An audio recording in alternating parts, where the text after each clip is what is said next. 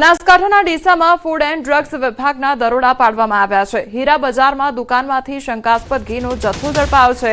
હાસ્ય ગૌરસ અને જયમૂલ સહિતના નામે નકલી ઘી વેચાણ કરવામાં આવતું હતું। કાર્યવાહીમાં 6,14,995નું 929 લીટર ઘી સીલ કરવામાં આવ્યું છે।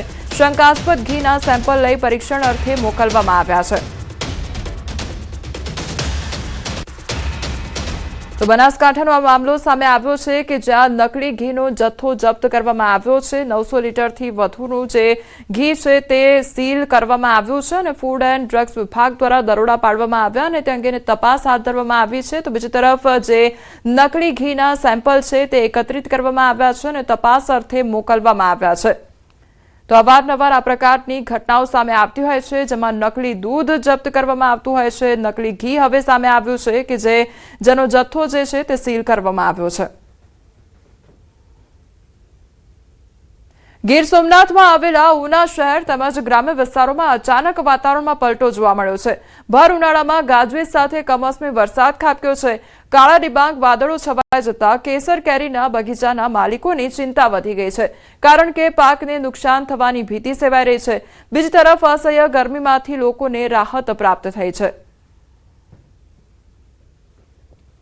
આ તરફ ગીર જંગલ અને ગીર ગઢડામાં પણ વરસાદ ખાબક્યો છે। ગ્રામ્ય વિસ્તારોમાં માવઠું ત્રાટક્યું છે।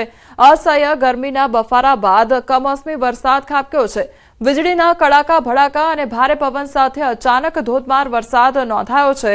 તો સનવાવ જરગલી સહિતના ગામોમાં વરસાદ ખાબક્યો છે। વરસાદથી ખેડૂતોને ભારે નુકસાન જવાની ભીતિ સર્જાઈ રહી છે। તો ગીર ગઢડા અને ગીર સોમનાથના દ્રશ્યો સામે આવ્યા છે કે જ્યાં વાતાવરણમાં એકાએક પલટો જોવા મળ્યો છે।